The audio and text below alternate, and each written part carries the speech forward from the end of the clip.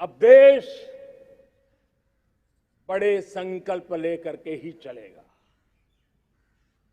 बहुत बड़े संकल्प लेकर के चलना होगा और वो बड़ा संकल्प है विकसित भारत। अब उससे कुछ कम नहीं होना चाहिए। बड़ा संकल्प। दूसरा प्राण है किसी भी कोने में हमारे मन के भीतर, हमारे आदतों के भीतर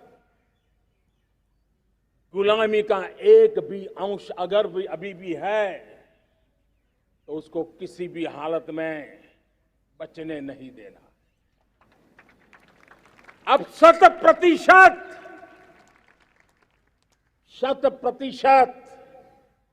सैकड़ों साल की गुलामी ने जहां हमें जकड़ कर रखा है, हमारे मनोभाव को बांध करके रखा हुआ है, हमारी सोच में विकृतियां पैदा करके रखी है, हमें गुलामी की छोटी सी छोटी चीज भी कहीं नजर आती है, हमारे भीतर नजर आती है, हमारे आसपास नजर आती है, हमें उससे मुक्ति पानी ही होगी।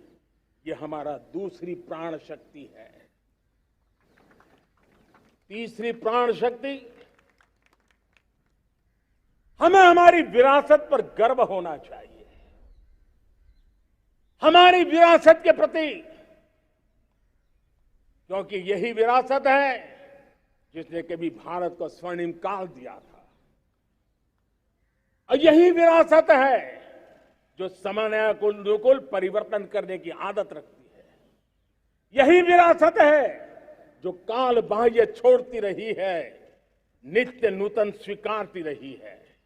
और इसलिए इस विरासत के प्रति हमें गर्व होना चाहिए। चौथा प्राण, वो भी उतना ही महत्वपूर्ण है, और वो है एकता और एकजुटता। 130 करोड़ देशवासियों में एकता, न कोई अपना न कोई पराया। एकता की ताकत एक भारत श्रेष्ठ भारत के सपनों के लिए हमारा चौथा प्राण है। और पांचवा प्राण है नागरिकों का कर्तव्य। नागरिकों का कर्तव्य जिसमें प्रधानमंत्री भी बाहर नहीं होता है, मुख्यमंत्री भी बाहर नहीं होता है, वो भी नागरिक है। नागरिकों का कर्तव्य, यह हमारे आने वाली 25 साल के सपनों को पूरा करने के लिए एक बहुत बड़ी प्राण शक्ति है। मेरे प्यारे देशवासियों, जब सपने बड़े होते हैं,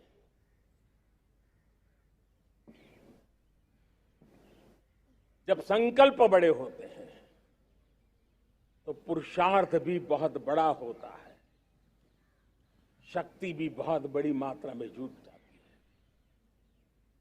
अब कोई कल्पना कर सकता है कि देश 40-42 के कालखंड को याद कीजिए। देश उठ खड़ा हुआ था, किसी ने हाथ में झाड़ू लिया था, किसी ने तकली ली थी, किसी ने रेंटिया लिया था, किसी ने सत्याग्रह का मार्ग चुना था, किसी ने संघर्ष का मान चुना था, किसी ने क्रांति की वीरता का रास्ता चुना था। लेकिन संकल्प बड़ा था, आजादी। और ताकत देखिए, बड़ा संकल्प था तो आजादी लेके रहे, हम आजाद हो गए।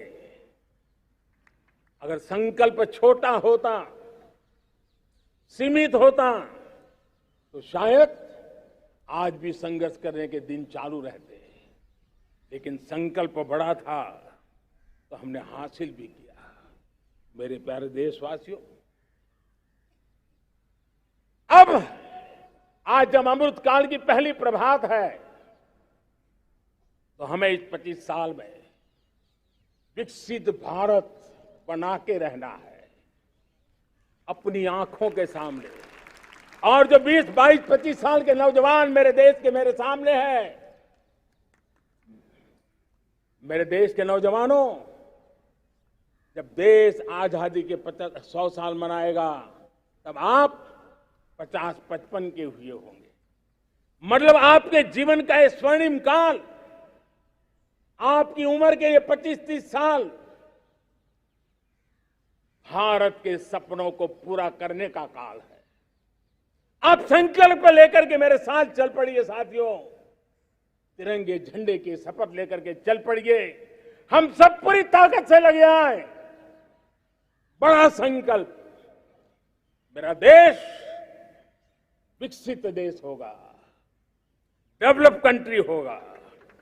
विकास के हर पैरामीटर में हम मानव केंद्रीय व्यवस्था को विकसित करेंगे। हमारे केंद्र में मानव होगा, हमारे केंद्र में के मानव की आशा आकांक्षाएं होगी। हम जानते हैं भारत जब बड़े संकल्प करता है तो करके भी दिखाता है। जब मैंने यहां स्वच्छता की बात कही थी मेरे पहले भाषण में, देश चल पड़ा, जिससे जहां हो सका स्वच्छता की ओर आगे बढ़ा और गंदगी के प्रति नफरत एक स्वभाव बनता गया। यही तो देश है जिसने इसको करके दिखाया है और कर भी रहा है, आगे भी कर रहा है। यही तो देश है जिसने वैक्सीनेशन, दुनिया दुविधा में थी, 200 करोड़ का लक्ष्य पार कर लिया, समय सीमा में कर लिया, पुराने सारे रिकॉर्ड तोड़ के कर लिया। ये देश कर सकता है। हमने तय किया था देश को खाड़ी के तेल पर हम गुजारा करते हैं, झाड़ी के तेल की ओर कैसे बढ़े। 10% इथेनॉल ब्लेंडिंग का सपना बड़ा लगता था, पुराना इतिहास बताता था संभव नहीं है, लेकिन समय से पहले 10% इथेनॉल ब्लेंडिंग करके देश ने इस सपने को पूरा कर दिया। भाइयों बहनों, 2.5 करोड़ लोगों को इतने कम समय में बिजली कनेक्शन पहुंचाना छोटा काम नहीं था, देश ने करके दिखाया। लाखों परिवारों के घर में जल से नल, नल से जल, नल से जल पहुंचाने का काम आज देश तेज गति से कर रहा है। खुले में शौच से मुक्ति भारत के अंदर आज संभव हो पाया है। मेरे प्यारे देशवासियों, अनुभव कहता है कि एक बार हम सब संकल्प लेकर के चल पड़े तो हम निर्धारित लक्ष्यों को पार कर सकते हैं। रिन्यूएबल एनर्जी का लक्ष्य हो, देश में नए मेडिकल कॉलेज बनाने का इरादा हो, डॉक्टरों की तैयारी करवानी हो, हर क्षेत्र में पहले से गति बहुत बड़ी है। और इसलिए मैं कहता हूं अब आने वाले 25 साल बड़े संकल्प के हो।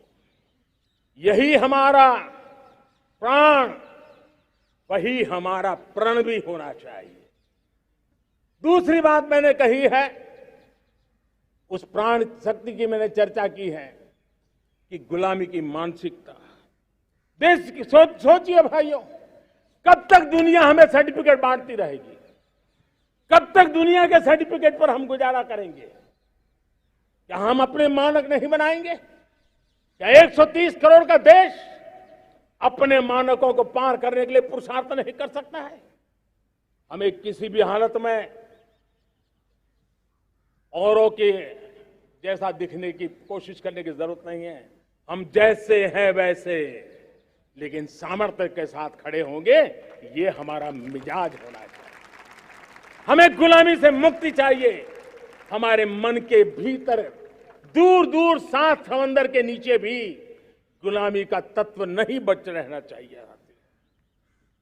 और मैं आशा देखता हूं जिस प्रकार से नई राष्ट्रीय शिक्षा नीति बनी है, जिस मंथन के साथ बनी है, कोटि कोटि लोगों के विचार प्रवाह को संकलित करते हुए बनी है, और भारत की धरती की जमीन से जुड़ी हुई शिक्षा नीति बनी है। रसकस हमारी धरती के मिले हैं।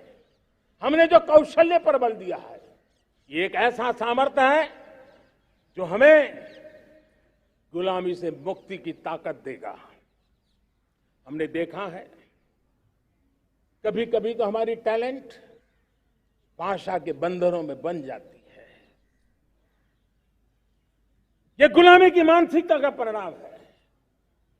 हमें हमारे देश की हर भाषा पे गर्व होना चाहिए। वो हमें भाषा आती हो या ना आती हो, लेकिन मेरे देश की भाषा है, मेरे पूर्वजों ने दुनिया को दी हुई ये भेंट सौगात है, हमें गर्व होना चाहिए। मेरे साथियों, आज डिजिटल इंडिया का रूप हम देख रहे हैं, स्टार्टअप देख रहे हैं। कौन लोग हैं? ये वो टैलेंट है जो टियर 2, टियर 3 सिटी में किसी गांव गरीब के परिवार में बसे हुए लोग हैं। ये हमारे नौजवान हैं जो आज नई नई खोज के साथ दुनिया के सामने आ रहे हैं। गुलामी की मानसिकता हमें उसे तिलांजलि देनी पड़ेगी। अपने सामर्थ्य पे भरोसा करना होगा।